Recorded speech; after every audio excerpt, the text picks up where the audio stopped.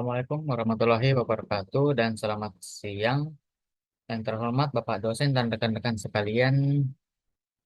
Perkenalkan nama saya Ahmad Syafat Samar dengan NIM 45224096.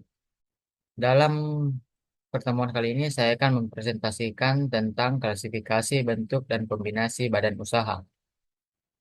Adapun kalimat motivasi dari Andrew Carnegie.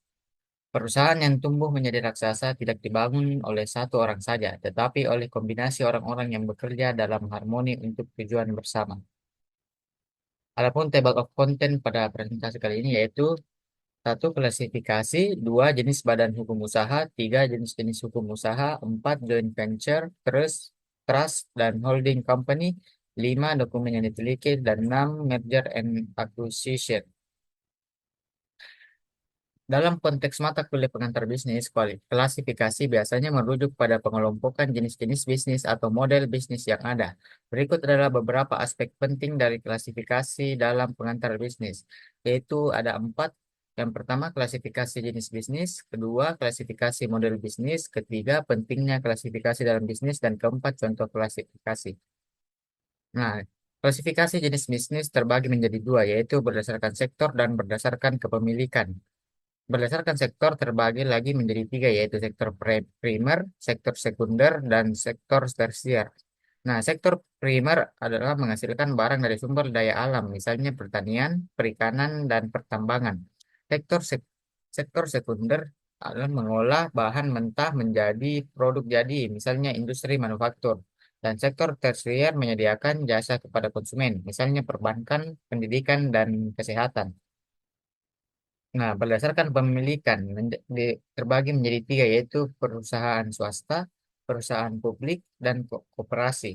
Perusahaan swasta dimiliki oleh individu atau kelompok swasta. Perusahaan publik dimiliki oleh pemerintah, ko- dan koperasi dimiliki dan dikelola oleh sekelompok orang untuk kepentingan bersama.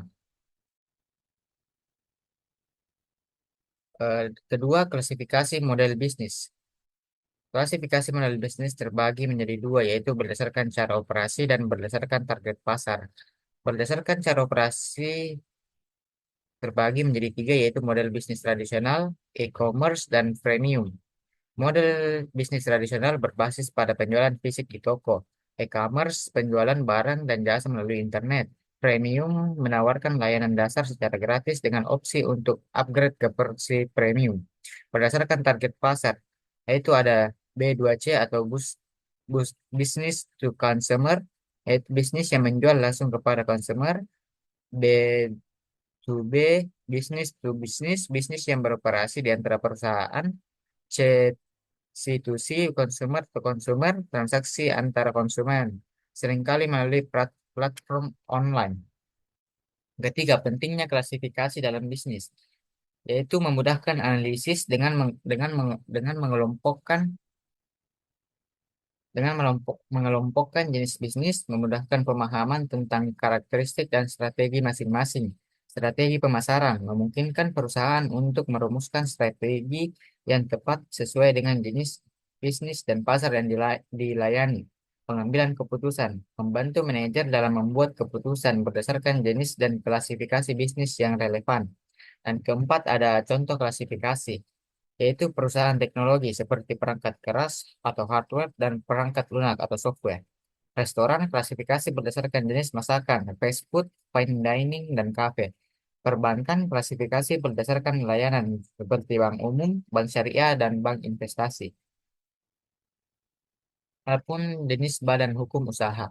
Badan hukum usaha adalah entitas yang diakui oleh hukum sebagai pemilik hak dan kewajiban. Badan hukum ini dapat melakukan kegiatan usaha, memiliki aset, dan dapat dituntut di pengadilan. Adapun berikut adalah beberapa jenis badan hukum usaha yang umum ditemukan. Yang pertama yaitu perseorangan atau sole proprietorship, yaitu adalah usaha yang dimiliki dan dikelola oleh satu orang. Karakteristiknya adalah pemilik bertanggung jawab penuh secara pribadi atau tanggung jawab tak terbatas. Mudah dalam pendirian dan pengelolaan. Pajak dikenakan pada penghasilan pribadi pemilik. Contohnya yaitu toko kecil, jasa konsultasi independen. Kedua, ada persekutuan atau partnership. Adalah usaha yang dimiliki oleh dua orang atau lebih. Karakteristiknya yaitu tanggung jawab dapat dibagi antara para partner atau tanggung jawab terbatas atau tak terbatas. Dibagi menjadi persekutuan komanditer atau CV dan persekutuan firma. Kelebihan modal dan keahlian dari beberapa orang. Contohnya yaitu firma hukum dan klinik dokter. Yang ketiga ada perseroan terbatas atau PT. Adalah badan hukum yang memiliki pemisahan antara kepemilikan dan pengelolaan. Karakteristiknya yaitu tanggung jawab terbatas, yaitu hanya sebatas modal yang disetor, dapat memiliki banyak pemegang saham. Persyaratan pendirian yang lebih kompleks dibandingkan dengan usaha perseorangan atau persekutuan. Contohnya yaitu perusahaan manufaktur dan perusahaan teknologi. Yang keempat ada koperasi, yaitu badan usaha yang dimiliki dan dikelola secara bersama oleh anggotanya. Karakteristiknya yaitu fokus pada kesejahteraan anggota. Anggota memiliki suara yang sama dalam pengambilan keputusan, pembagian sisa hasil usaha atau SHU berdasarkan partisipasi anggota. Contohnya yaitu koperasi simpan pinjam dan koperasi pertanian.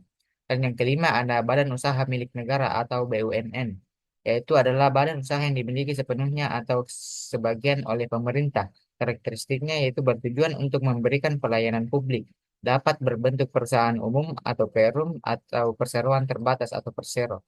Contohnya yaitu PLN atau perusahaan listrik negara dan Pertamina.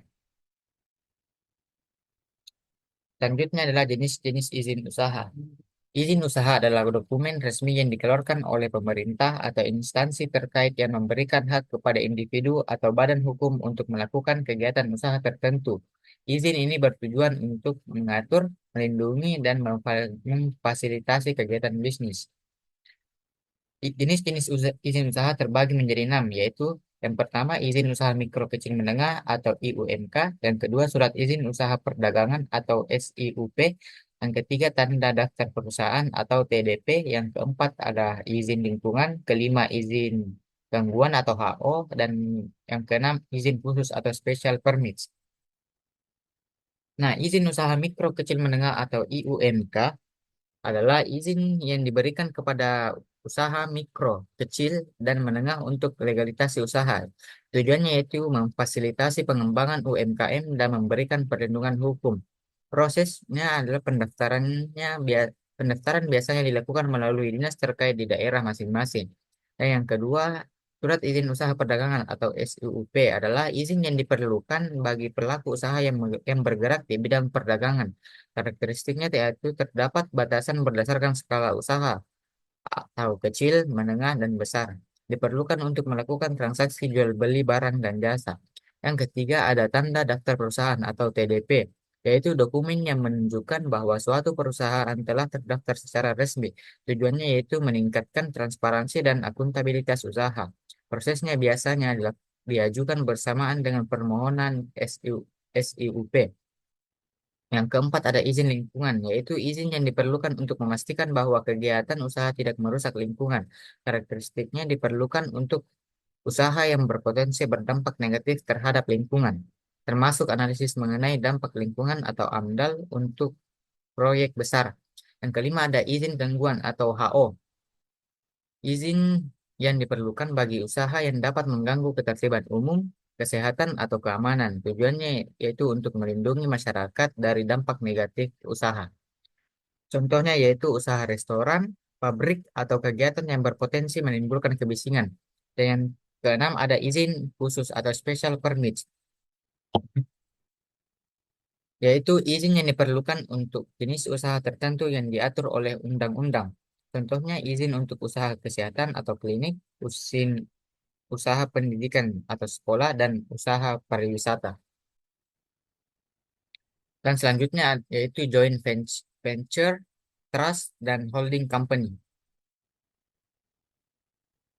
Joint venture adalah suatu bentuk kerjasama antara dua atau lebih perusahaan untuk mencapai tujuan bisnis tertentu.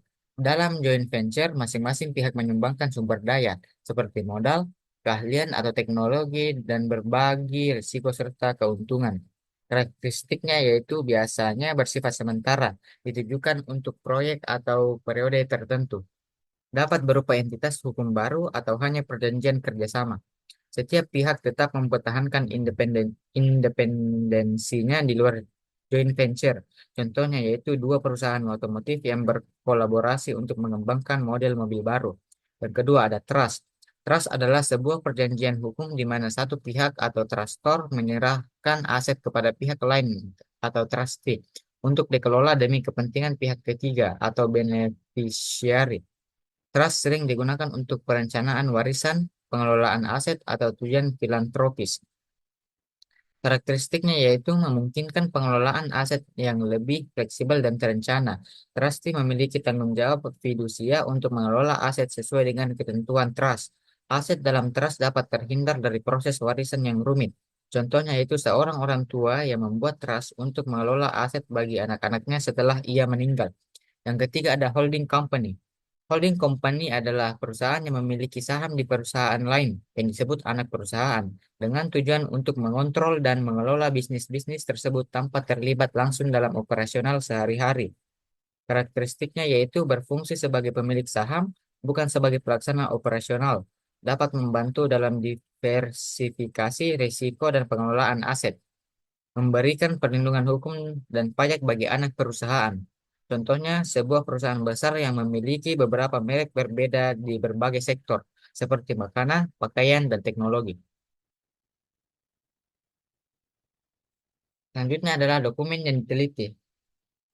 Berikut adalah penjelasan mengenai beberapa dokumen yang diteliti dalam konteks bisnis, termasuk akta pendirian perusahaan, NPWP atau nomor pokok wajib pajak, izin usaha, dan dokumen perjanjian, seperti perjanjian joint venture.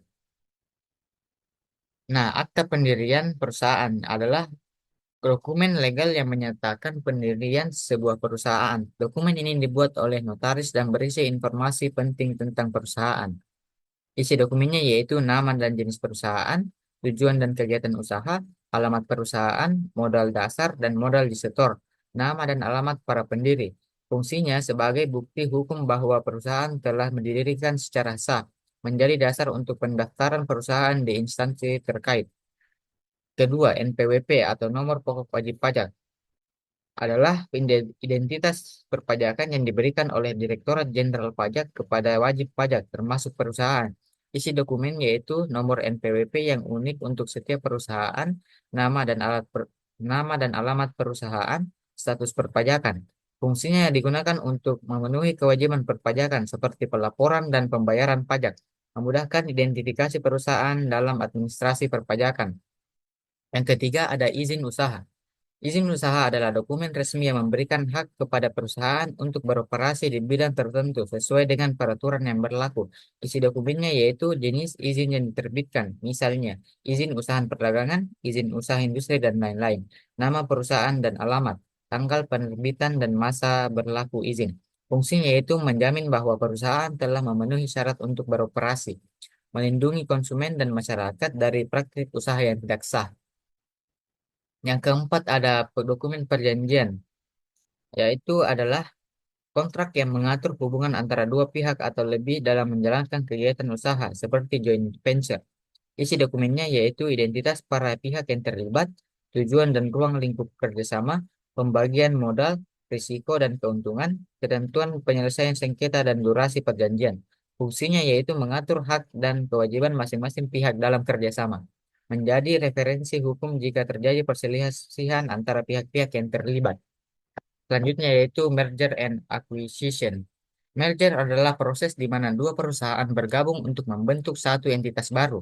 Dalam hal ini, kedua perusahaan biasanya setara dan berkolaborasi untuk menggabungkan sumber daya, keahlian, dan infrastruktur. Acquisition adalah proses di mana satu perusahaan membeli dan mengambil alih kontrol perusahaan lain. Dalam akuisisi, perusahaan yang diakuisisi bisa tetap beroperasi sebagai entitas terpisah, tetapi biasanya di bawah pengendalian perusahaan yang mengakuisisi. A- Adapun tujuan merger and acquisition yaitu ekspansi pasar, efisiensi operasional, dan sinergi.